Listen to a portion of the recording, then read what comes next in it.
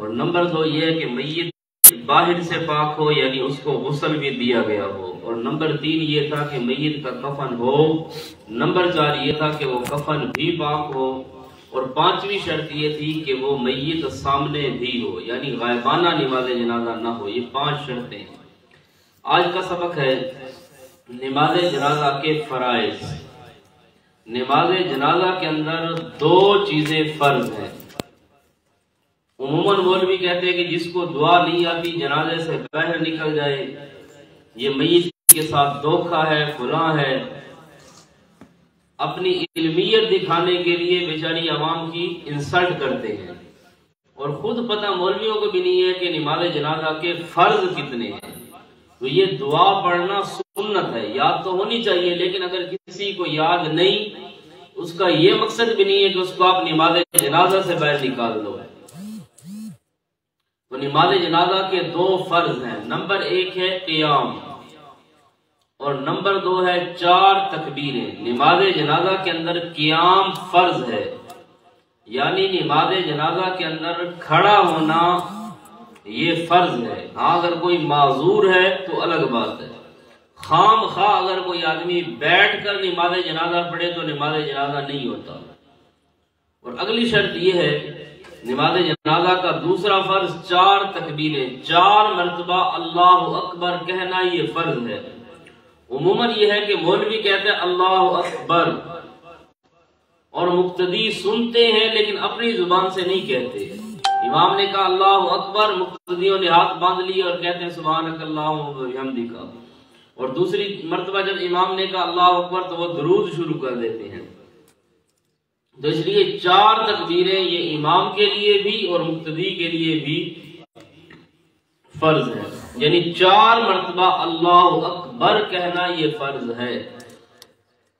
اس لیے یہ مسئلہ ہے کہ ایک آدمی اگر بعد میں شریک ہوا نماز جنازہ میں، 2 تکبیریں ہو گئی تھی، 3 تکبیریں ہو گئی تھی، اب وہ بعد میں آ کر شامل ہوا، جس وقت امام سلام پھیرے گا تو یہ اتنی تکبیریں جتنی رہ چکی ہوں گی اتنی مرتبہ اللہ اکبر کہے گا، دعائیں پڑھنے کی ضرورت نہیں ہے۔ جب امام نے سلام پھیرا اور یہ 2 تکبیروں کے بعد آیا تھا، یہ کہے گا اللہ اکبر، السلام علیکم ورحمۃ اللہ، السلام علیکم ورحمۃ اللہ، بس تکبیریں کہہ کر سلام پھیر دے گا۔ کیوں؟ کیونکہ تکبیریں کہنا فرض ہے۔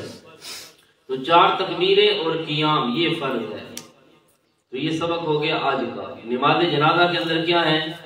2 چیزیں فرض ہیں، تکبیریں اور قیام، یہ 2 چیزیں فرض ہیں۔ اس کے بعد ہے نماز جنازہ کی سنتیں۔ یہ نماز جنازہ کے اندر 3 سنتیں ہیں، تو یہ بھی آج ہی کر لو سبق۔ نماز جنازہ میں 3 سنتیں ہیں۔ پہلی تکبیر کے بعد ثنا پڑھنا یہ سنت ہے، دوسری تکبیر کے بعد درود پڑھنا یہ بھی سنت ہے، اور تیسری تکبیر کے بعد میت کے لیے دعا مانگنا یہ بھی سنت ہے۔ تو پہلی تکبیر کے بعد ہے ثنا وہی ہے جو نماز میں پڑھتے ہیں۔